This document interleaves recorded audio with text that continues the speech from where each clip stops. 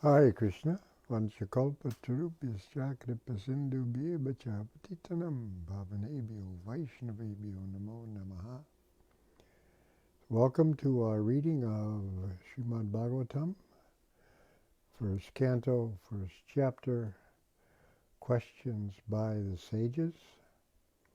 We're up to text 14 in our study. We've noticed that there are different questions. According to Burijan Prabhu, he ascertains 6 questions being asked by the sages. And we're up to text 14 so far. That's how far we've gotten, yes. And that we're answering the question that was posed in question 12. Why did Krishna appear? The purpose he appeared in. They've asked, what is the ultimate good for all the people in general? What is the essence of all scriptures? And why did Lord Krishna appear? And then after that we'll, on text 17, tell the acts the Lord performed in relationship to creating the material world.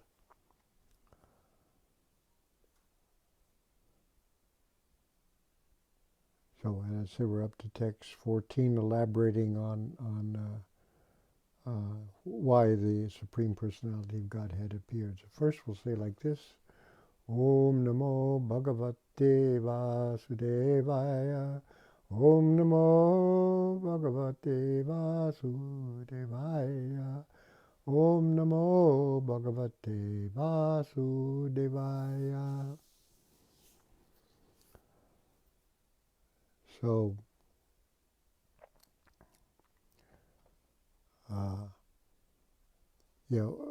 there's a sequence of 14, 15, and 16. And, well, we'll just start with text number 14 and get back to some of the things here. But I won't read Vishwanath Chakravarti Thakur's purports because he does 14, 15, and 16 as a block, one big block, en bloc translation, because he gives reasons why he has the sequence 16, 14, 15. That's wonderful, and he puts that in that sequence. So we're here at 14. 14 goes like this. Apanaha samsristim ghoram yanama vishvaso grinan tatasadyo vimuchyeta yad vibeti swayam bhayam. The running translation here, living beings who are entangled in the complicated meshes of birth and death can be freed immediately, even by unconsciously chanting the holy name of Krishna, which is feared by fear personified. So again, the text, Apanaha samsritim ghoram yannama vishvasho grinam tata sadya vimuchyeta yad vibeti swayam bhayam. So if we look at this, the living beings is this word apanaha, entangled, samsristim, in the hurdle of birth and death. Now the word hurdle, H-U-R-D-L-E, is not hurtle, H-U-R-T, or H-U-R-D-L-E. A hurdle with a D And I'm taking my information from the Oxford English Dictionary, unabridged version. Hurdle. And this is Prabhupada, you know, I mean, the English he studied was official Oxford English, not American, not. So a hurdle, with a D, not a portable rectangular frame, originally having horizontal bars interwoven or wattled with widths of hazel and willow, that is, flexible branches that you would sort of weave through the hurdle, the bars. And now it's often just an open frame with horizontal bars, it says, used chiefly to form temporary fences and sheep pens. But here, and the Prabhupada's use of the word hurdle is not a fence, but in the dictionary definition, a kind of frame or sledge on which traitors used to be drawn through the streets to execution. The dictionary adds, this remained part of the legal punishment for high treason until 1870, when it was abolished. So that's a hurdle. When he talks about the hurdle of material existence, think of some poor guy being strapped onto this hurdler and drawn through the streets, and people are throwing stuff on him and spitting on him. And anyway, that's the hurdle. That's why the material world is a place of suffering and is there called samsristi. The word samsristi means in Sanskrit transmigration, the wheel or circle of material existence, birth, death, old age, disease, birth, death, old age, disease, birth, death, old age, disease. So think of yourself as being suffering again and again, like one of these prisoners on the hurdle of birth and death, samsristi, which the Sanskrit word really means a course or a revolution going around, passage. And there is a Sanskrit phrase, samsristi chakra, chakravala, the wheel or circle of mundane existence. So, but it's suffering. So that's why Prabhupada called it a hurdle, samsristim, which, and he called the word ghoram, which he translates here as too complicated.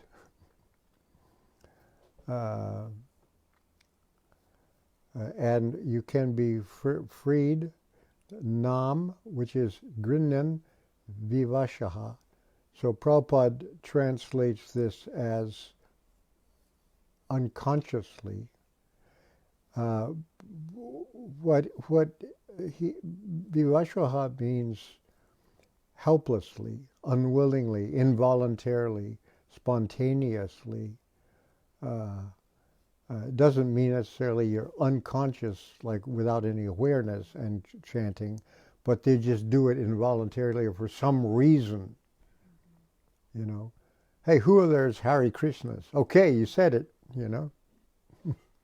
That did something, even if you meant it as disparagingly, as a joke, or as anything. That's this, when it's done like Goram,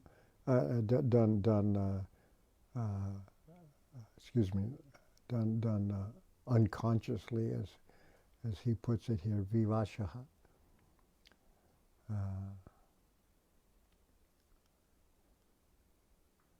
Yeah, the vivashaha means in the dictionary powerless, helplessness, involuntarily, spontaneously, if you just blurt it out. You know, like people say, oh God, you know. Oh, so I've heard devotees go, oh Krishna.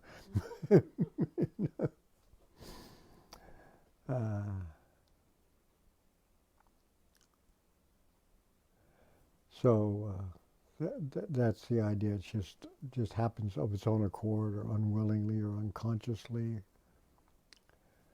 and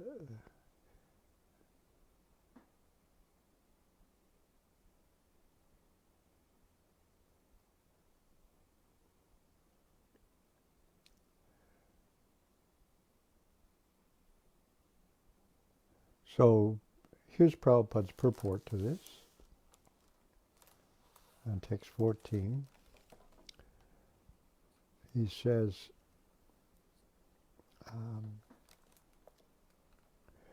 Vasudev, or Lord Krishna. Remember, that has the long A, so that's Lord Krishna. Vasudev, or Lord Krishna, the absolute personality of Godhead, is the supreme controller of everything. There is no one in creation who is not afraid of the rage of the Almighty. Great asuras like Ravana, Hiranyakashipu, Kamsa, and others who were very powerful living entities were all killed by the personality of Godhead. So this shows that's why he's feared by fear itself. So he's lists all the big asuras who fear him. So then he says, and the Almighty Vasudeva, remember Krishna's father is Vasudeva, and so the patronymic is son of Vasudeva. And the Almighty Vasudeva has empowered his name with the powers of his personal self. So if Krishna is feared, so his name, all those other things has also so much potency that's there.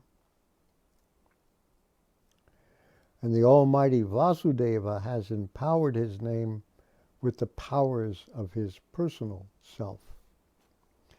Everything is related to him, and everything has its identity in him. So again, this is establishing Krishna as the absolute truth, the ultimate source of everything, who transcends the world, but also includes it in him. Everything has its identity in him. This is a little different from the religions from the Middle East, which tend to really separate God and the world from each other. This is for Krishna, and this is for me. This is for God. This is for me, and whatever.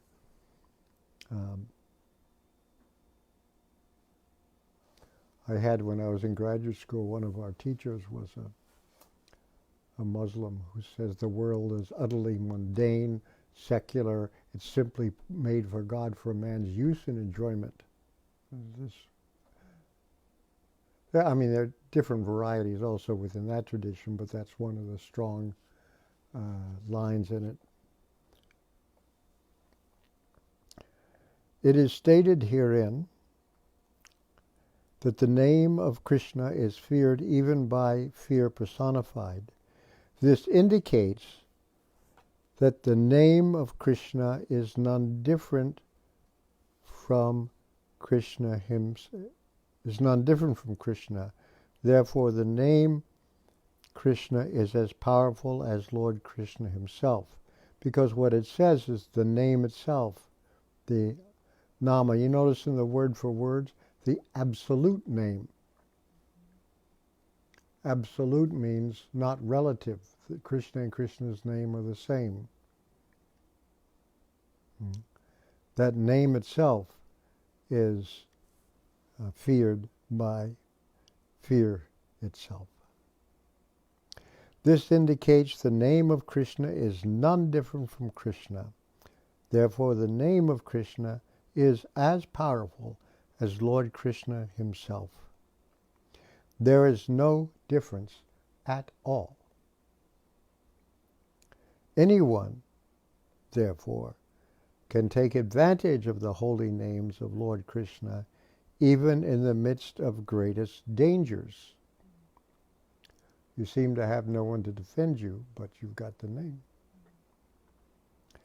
The transcendental name of Krishna, even though uttered unconsciously or by force of circumstances, can help one obtain freedom from the hurdle of birth and death.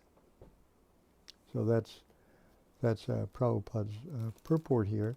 I said Vishwanath Chakravarti has something, but he's done it as a block, so we'll do it all together, a little differently there.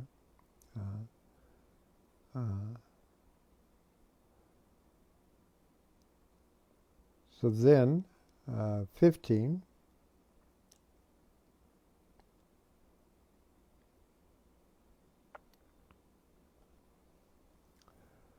Yatpada samshraya sutta munaya prashamayanaha sadya punat yupasprishtaha swardunya ponusevaya.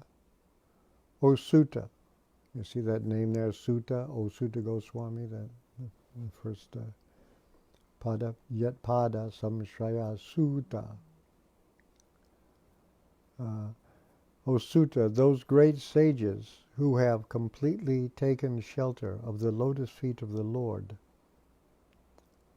can at once sanctify those who come in touch with them, whereas the waters of the Ganges can sanctify only after prolonged use.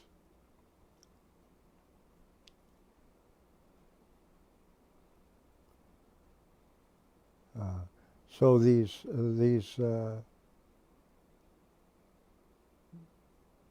those who are called samshraya, who have taken shelter of the lotus feet of the Lord, those munis, they're described here as samshrayaha, munayaha, prashamayanaha.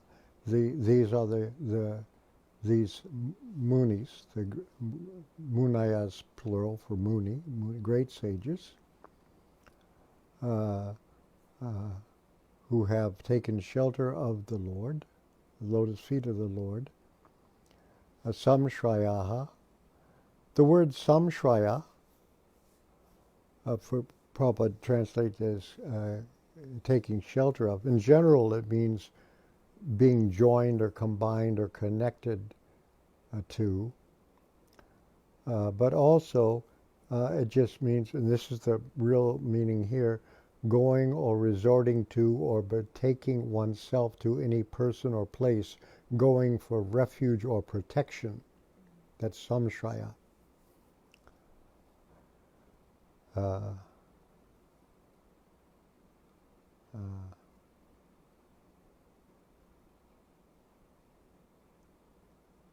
And samshraya itself can be a refuge, an asylum, a shelter, a resting or dwelling place like that.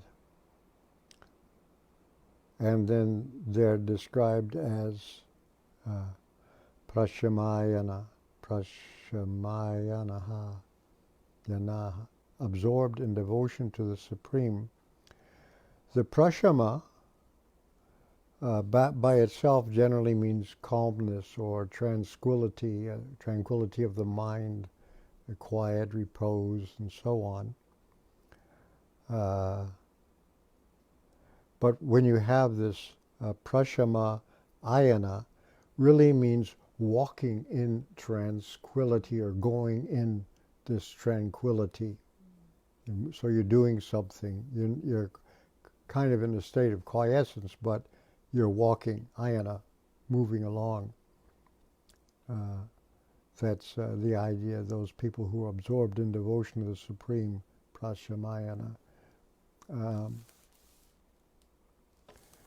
So the purport here, the text 15,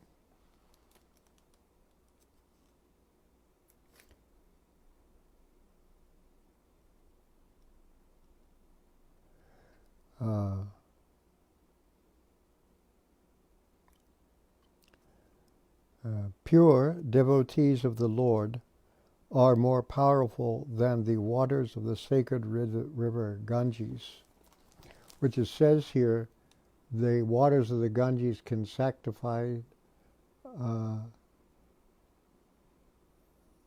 are sanctified only after prolonged use. I don't really see that in the Sanskrit. The waters, anusevaya, bringing into use. But because it says adya,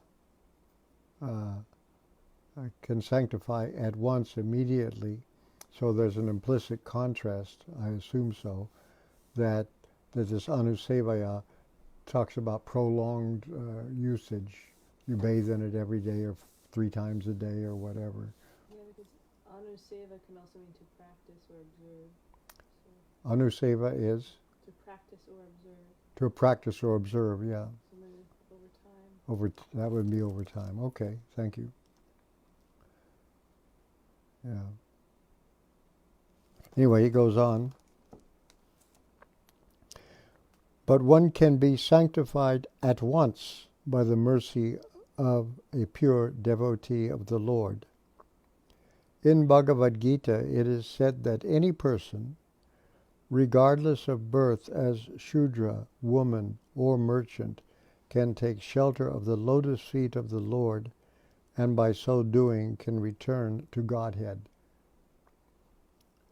These are people who didn't really have so much facility for material advancement. In those days, children were an asset, so what women did a lot of times was have a lot of babies. And maybe there's a high infant mortality rate too. And so this was going on. And merchants are always busy with cares and troubles and trying to figure out their taxes and all that kind of stuff. So these are people, and the Shudras, just people who are good at labor but not much else. So this extends people. Usually these kind of things are meant for brahmanas and some of the kshatriyas, but here it's extended to everybody. Yada pashraya shraya, everybody can. And it's I mean the verse in the Bhagavatam, Kirata, Hunandra. These are all tribal people. You know, jungle living, what you used to call savages in the old days. These kind of people, they can be, and even those even those who are even more sinful, they can be saved by taking shelter of one who has taken shelter of Krishna. We used to go on Harinam in Philadelphia, and you'd see these people going by, and we chant this verse in Kirtan, Kirata Hunandra Pulinda Pukasha Abir Shomba Yovana Kashadaya Yenye Chapapa Yada Pashraya Shraya Shudanti Tasmai Prabha Vishnave Namaha. And we watch them by, the Kiratas, the Hunandras, the Pulindas, the Pukashas, the Abiras. Anyway, it's an inside joke. Nobody else understood, but we did.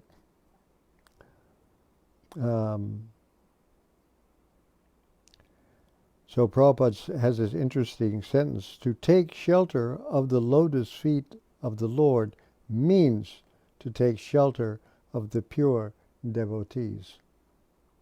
The pure devotees whose only business is serving are honored by the names Prabhupada and Vishnupada, which indicate such devotees to be representatives of the lotus feet of the Lord. Remember, this was all written before Prabhupada ever came to the West.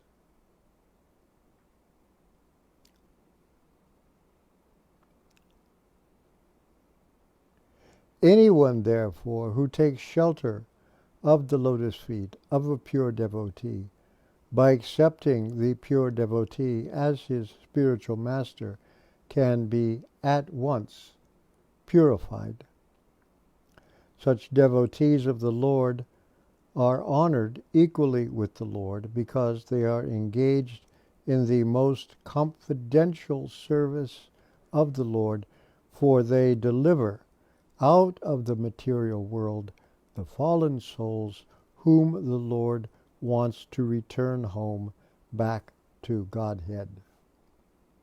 Such pure devotees are better known as vice lords, as we have vice president, means one who can substitute their vice ministers and so on, vice admirals.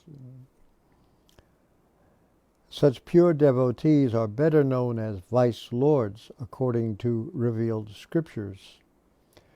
They aren't God, but they're, as Prabhupada put it, as good as, for all practical purposes. The sincere disciple of the pure devotee considers the spiritual master equal to the Lord, but always considers himself to be a humble servant of the Lord. This is the pure devotional path. Nice purport. Then, text number 16. Are you going to do Vishwanath Chakravarti? I'm going to read his together. Vishwanath Chakravarti, he's got him in a whole different sequence. He changed the sequence around and there's one purport. So we'll do Vishwanath Chakravarti Thakur. We finish this, and then after the next one we'll go back and read his purport. So 16. Kova bhagavatas tasya punya shlokedya karmanaha shuddhi kamo nashinu yad yashakalim malapaham.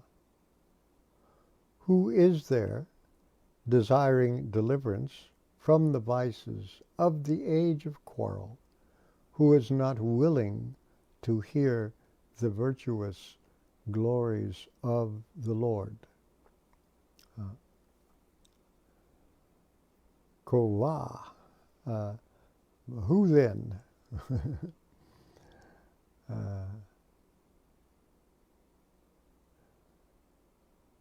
So here with here the word that we see this many places in the Bible. Punya shloka. His virtuous, Krishna is called Punya Shloka, he who is praised in pious verses or pure verses. Punya here, virtuous. Virtuous meaning having power.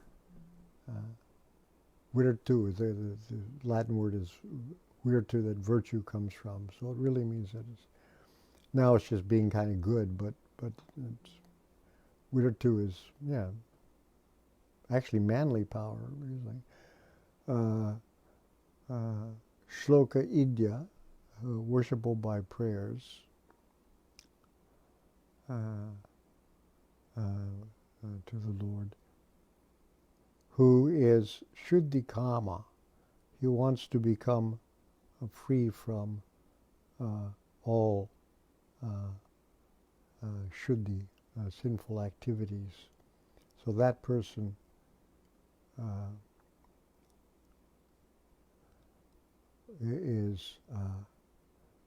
wants to hear the yashaha, glories, because he desires to become free from the vices of the age of Kali. Yashaha, Kali, mala apaham. The word mala is a word meaning dirt, filth, dust, impurities. It has a medical use in Sanskrit, meaning any bodily excretion or secretion, phlegm, blood, mucus, so earwax, all these things, mala, and so on. So this is the dirt, filth, dust, impurities. Yeah, the dictionary says impurity parentheses, physical and moral. Apaha. Apaha means to keep back or repel, to remove, destroy. Oh yeah, I put down a little notice here to look up a word in the dictionary. Just a second, I have it.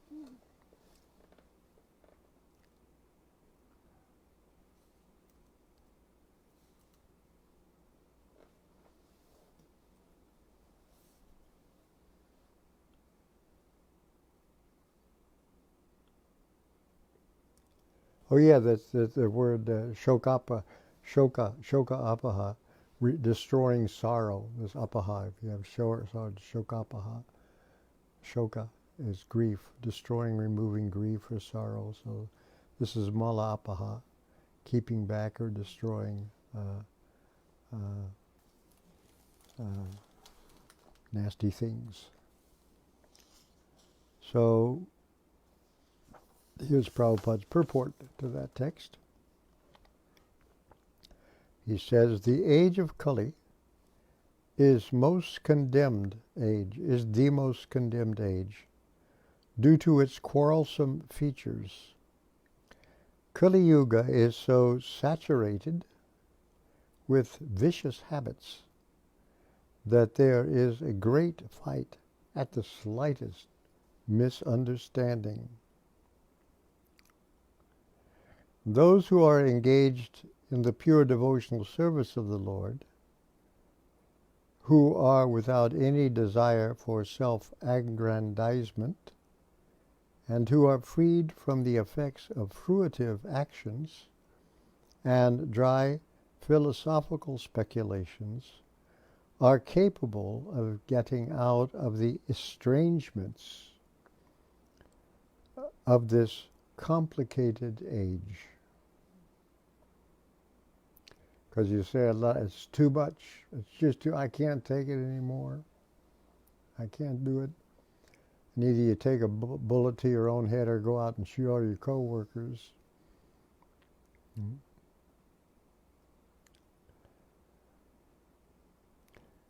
The estrangement of this complicated age.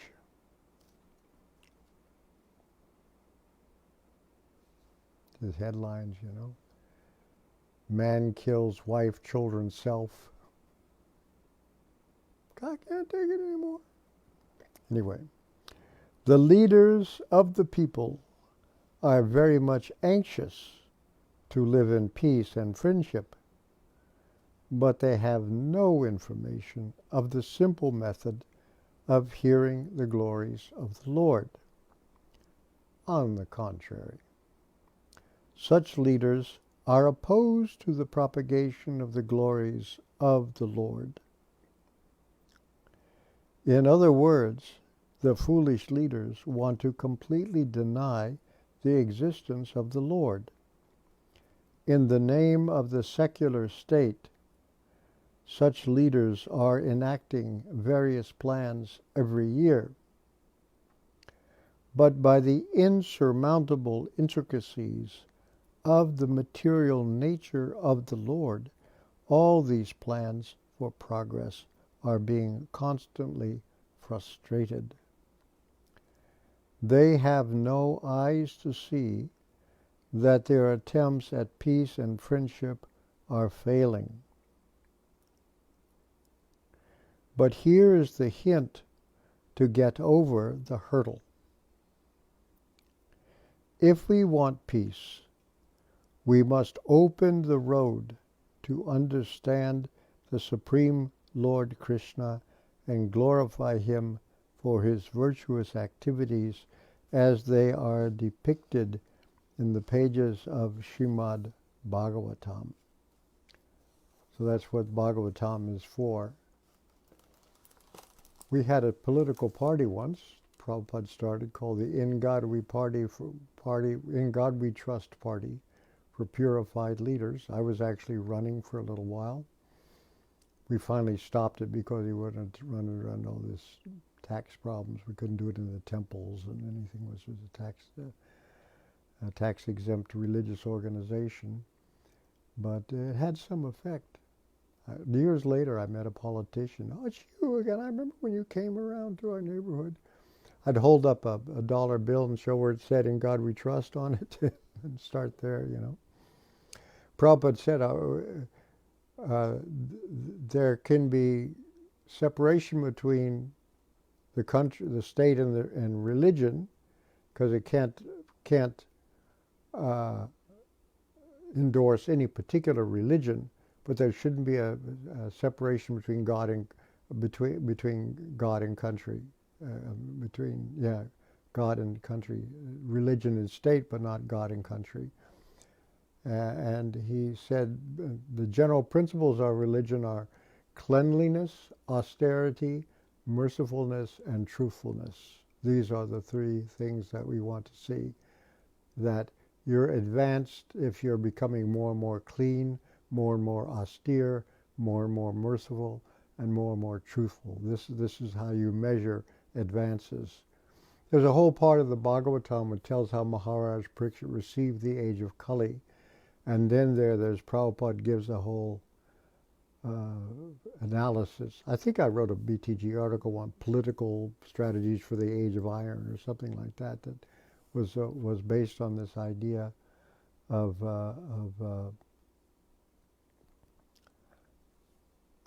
that Prabhupada set forth. So now I've read all the purports up to 16. Let's read Vishwanath Chakravarti Thakur's purport, which is kind of long.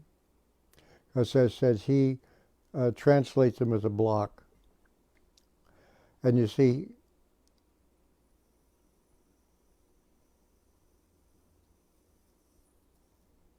Bhanuswami translates them as a block. And so he starts with the last verse. What person, because this is the way Vishwanath Chakravarti Thakur comments on it, what person, desiring satisfaction of his intelligence, will not hear the glories of the Lord, whose actions are praised by reputed persons?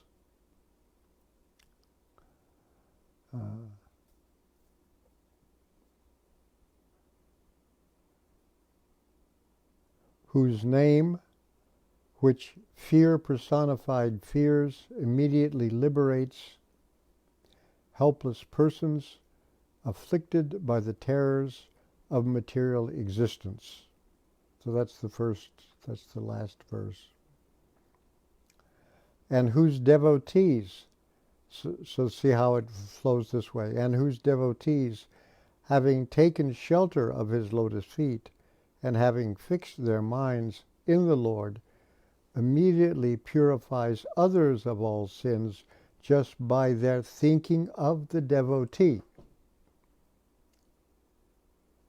Thinking of the devotees, whereas the waters of the Ganga purify the waters of the Ganga purify only by contact and direct service. So notice how, again, what persons desiring satisfaction of his intelligence will not hear the glories of the Lord, whose actions are praised by reputed persons, whose name, which fear personified fears, immediately liberates helpless persons afflicted by the terrors of material existence, and whose devotees, so this is how he links it all together, the devotees, having taken shelter of his lotus feet and having fixed their minds in the Lord, immediately purify others of all sins just by their thinking of the devotees, whereas the waters of the Ganga purify only by contact and direct service. So that's the contrast that he sees in this, that if you just think of the devotees, then you start to become, the devotees are thinking about the Lord, but if you just think of the devotees, you become purified of all sins. So that Lord, even indirectly, you don't direct contact the Lord, but you're in contact with the Lord's devotees. That does it.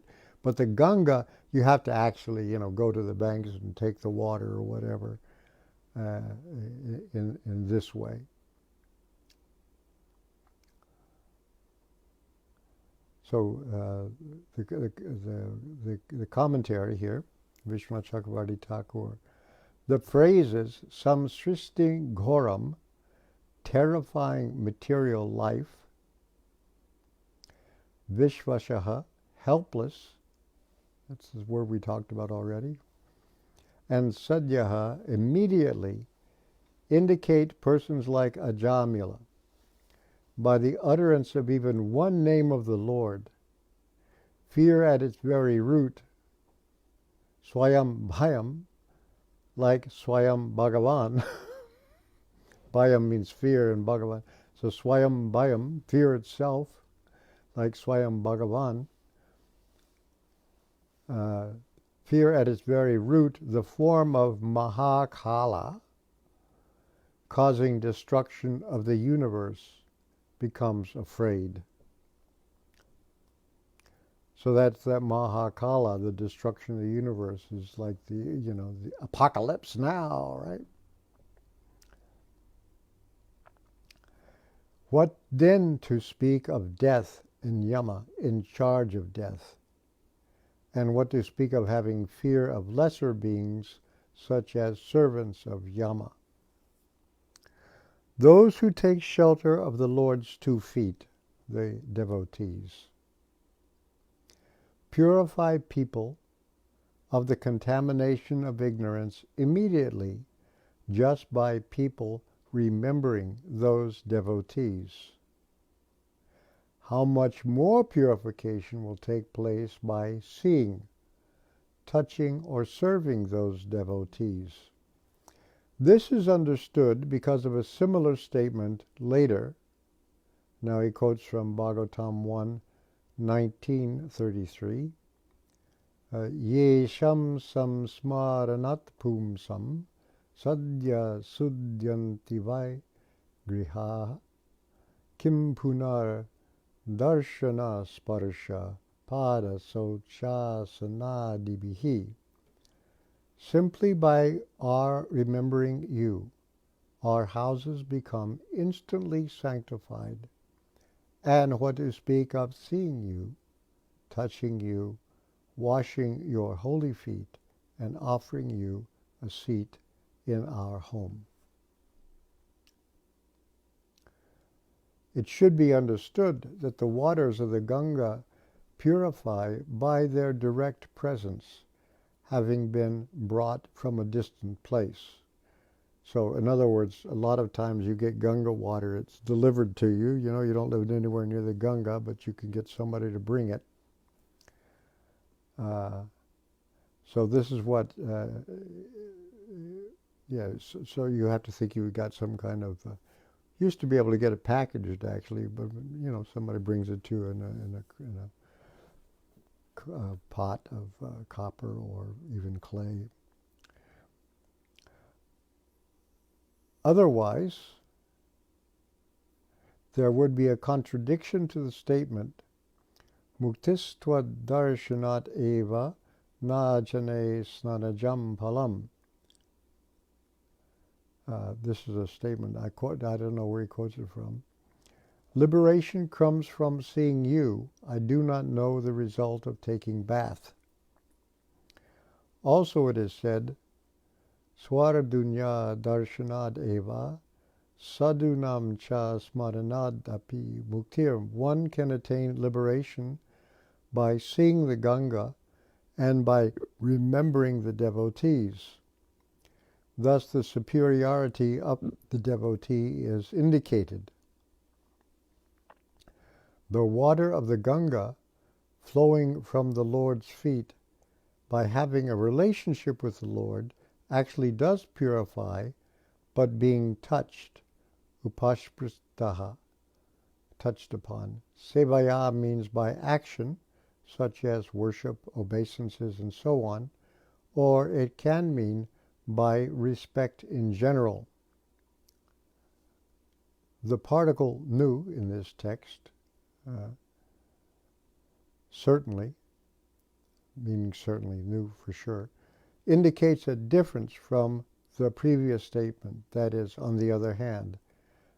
And then he makes a tiny grammatical point.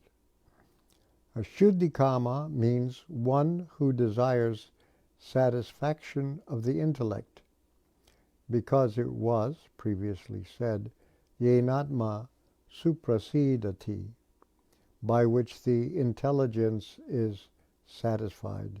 Yashaha, or fame of the Lord, means his extraordinary actions such as his victory over Shiva, Indra, Brahma, and others, and his pastimes such as the Rasa Lila. So that's Vishwanath Chakravarti Thakur's purport to there. We'll stop now. We'll begin with the next text, 17, where now we will see the begin to talk about the Lord's actions. Remember that why did the Lord enter into the universe in various incarnations? That question is here. Tell of the acts the Lord performs in relationship to creating the material world. And then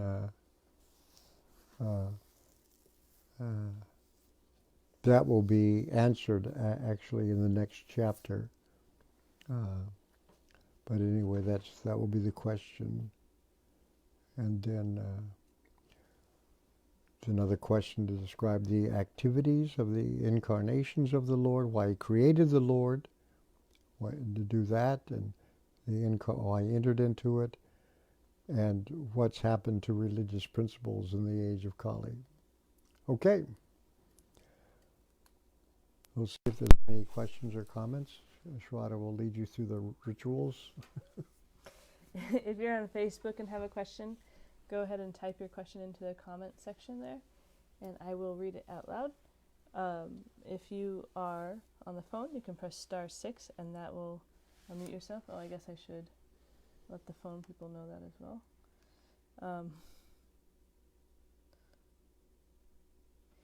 Yes, if you're on the phone, go ahead and press *6, and that will unmute yourself so you can ask a question. And everybody's also welcome to use the chat box on Ravindra Svarupa's website, RSdasa.com, which is open and ready for questions. Starting off with Vijay Krishna Prabhu. He says, related to 1.1.14, where I find the synonym nama, the absolute name. In the purport to this verse, I find Srila Prabhupada saying that freedom from birth and death is possible. Freedom from birth and death is possible for a person who chants the holy names. My question is it or is it not offensive to chant the holy names with some interest in mind?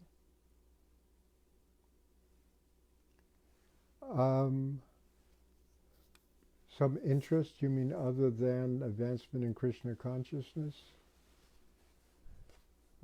Or maybe advancement in Krishna consciousness. I knew some devotees who were addicted to gambling once, and they would chant when they rolled the dice, you know. That's not pure chanting. There are offenses to be avoided while chanting, and in the beginning, you can just chant. It doesn't matter. And by the way, sometimes in the very beginning, well, let's put this way. I've had devotees explain that in the beginning they felt a lot of bliss and a lot of ecstasy, and then it kind of disappeared, and then they had to work back. But the first encounter with the holy name was just great. They felt wonderful, and then it went away. And they had the idea that somehow Krishna gives you some extra mercy in the beginning to encourage you, but then after that you have to work. I think what really happened, that in the beginning you didn't commit so many offenses. Like, for example, maybe you thought all the devotees were great souls. Then you got to know them.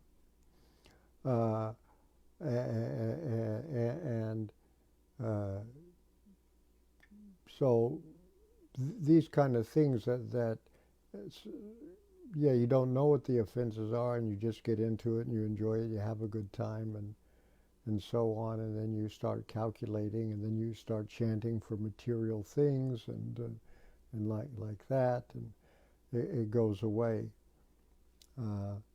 So it's powerful, uh, but one can try to chant while trying to give up offenses. There's 3 stages: offensive, pure, and then the intermediate stage is called clearing, where you're becoming free from offenses. And just the intermediate stage gives liberation. Pure chanting gives Krishna prema, but just by trying to chant without offenses brings liberation. And I always think that the one to deal with first is inattentiveness while chanting. Because it's a simple arena, it's not complicated. When you're chanting the Hare Krishna mantra, there's you, there's the holy name, and there's your mind, and your mind will tend to wander while you chant. As soon as it wanders, you bring it back. That's the clearing stage of chanting. That destroys sinful reactions, just that stage. So, and even if your mind keeps running around and running away, and bring your mind back, bring your attention back to the holy name, bring it back. And then what you're doing when you do that, you're showing Krishna that you're interested in a relationship. He's just not one other fun thing to do or one thing you kind of like, but you really want a relationship. And Krishna will reciprocate. So that's how we have to chant. At least that's my understanding. And some experiences there by just trying to become attentive on dealing with this one offense, the one from which all others spring, this inattentiveness while chanting the holy name.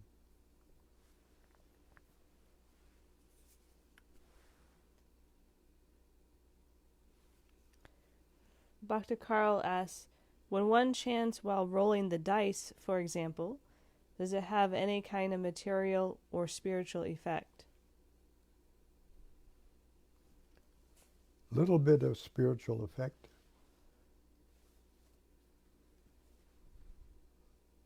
I don't know if it has a material effect. If I was Krishna, I'd make sure you lose so you wouldn't keep doing it.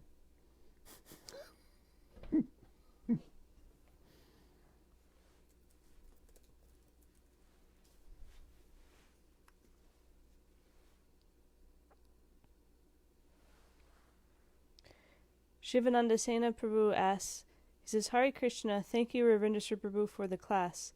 Today text 16 spoke about the atheistic leaders of today. I have heard that the head of a country bears a huge karmic burden, 1/6 of karma accrued within the state.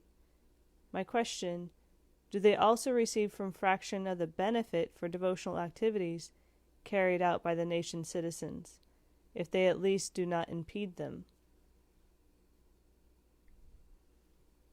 I haven't heard any statement about that. I would assume so.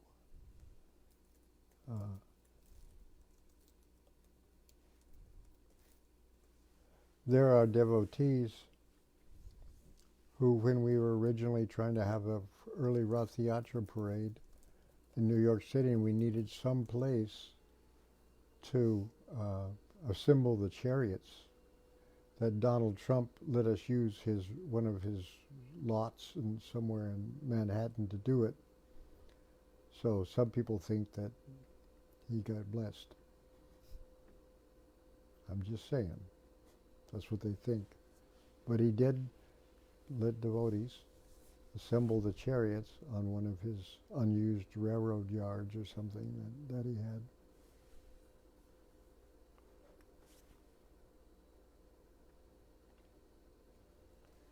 Lavanga Manjari asks, she says, given that it is the age of quarrel, we should expect there to be irrational outcomes to differences in opinion, often resulting in fighting.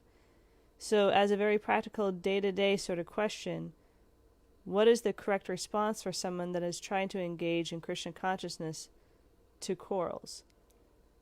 And then she asks, do we take it on the chin and move on, or do we respond with reason? You can do both. Responding with reason is sometimes ineffective. If the person is not reasonable, it won't work. There's a lot of people that maybe you have to appreciate their good qualities from a safe distance. So you should try to think well of people, look at their good qualities and not take their bad qualities. But here's where prasadam distribution is very useful, because almost everyone likes it no matter what. I remember when at one time during Rath Yatras across the country, we would be followed around by a group of Christians with banners that said things like turn or burn and something like that, and they were really like very antagonistic toward Krishna consciousness, and even they would do this thing at the Rath Yatra parades to harass us. But they were in the Philadelphia, New York, and then I was at the L.A. Rath Yatra, and they were there. And then I noticed that with prasadam time, they were all lined up and eating prasadam. So I thought, well, okay, that's good. Good for them. They marched in the Rath Yatra parade, and they were eating prasadam.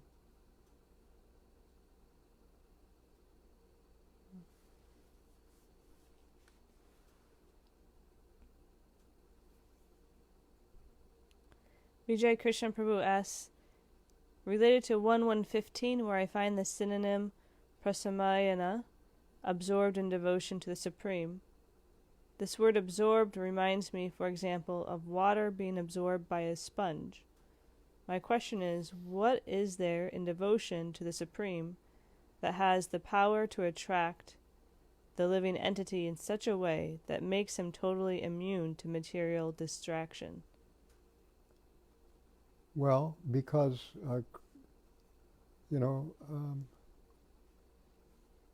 everyone wants to stay alive, right? This is the instinct of self-preservation. Now, what is the self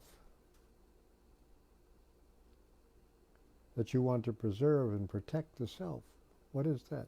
It's actually the instinct of self-preservation is ultimately, in its pure state, love for Krishna, because he is the self of the self.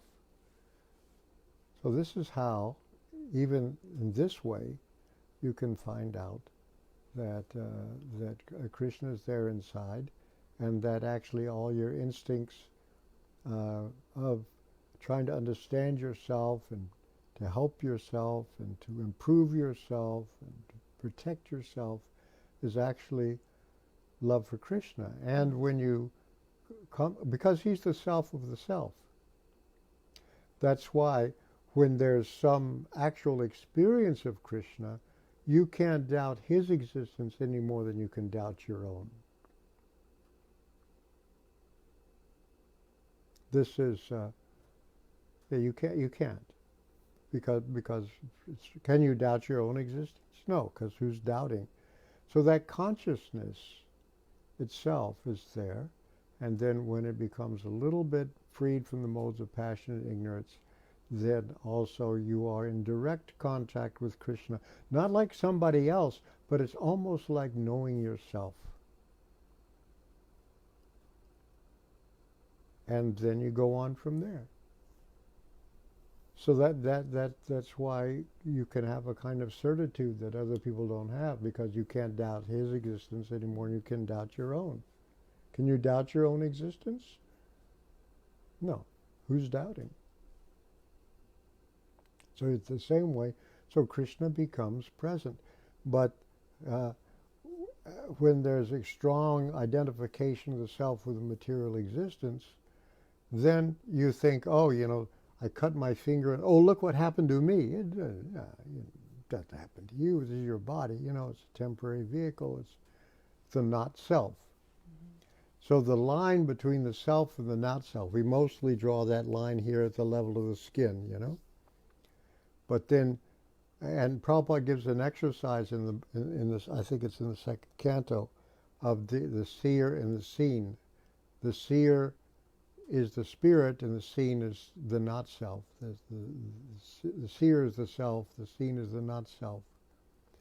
So first of all, you can see outside of yourself the whole world.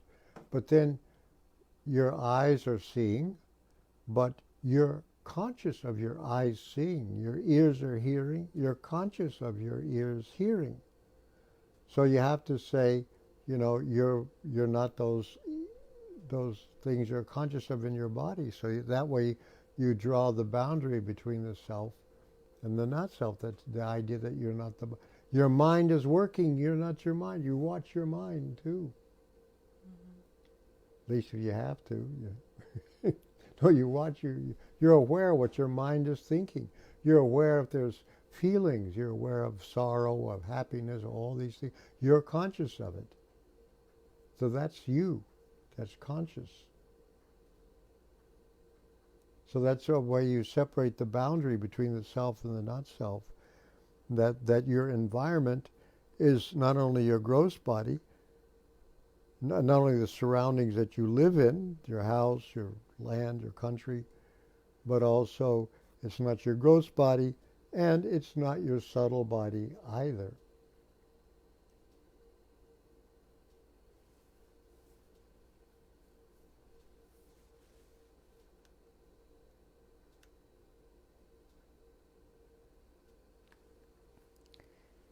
Devadarna asks, this is in response to Lavanga Manjari's question. She says, taking it on the chin, does this not incite humility? Might, it should. Or at least it incites detachment.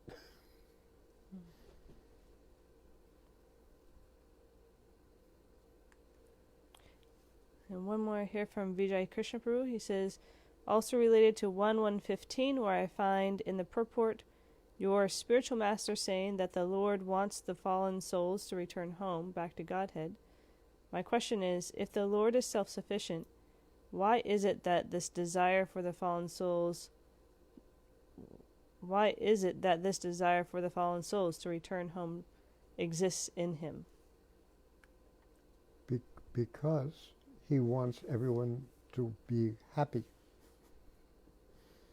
It's not for him. He's got so many perfected souls already that are uncountable.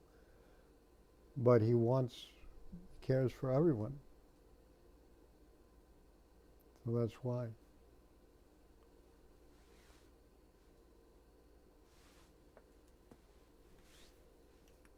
And just a few comments here. Gaura Shakti Prabhu says, Hare Krishna Gurudev, thank you so much for today's class. And Devadarna says, thank you, Ravindra Svarupa dasa, Hare Krishna, dear soul. And we have, let's see, Amapola says, Hare Krishna. Bhakti Impala says, Hare Krishna. And, yes. Right. Well, thank you for your interest and for your participating in this study of Srimad Bhagavatam. I appreciate it. Okay. Right? So, we'll pick up where we left off next week with, what are we going to, up to text 18? 17. Excuse me, all right, 17. Hare Krishna. Srimad Bhagavatam ki jai, Srila Prabhupada ki jai.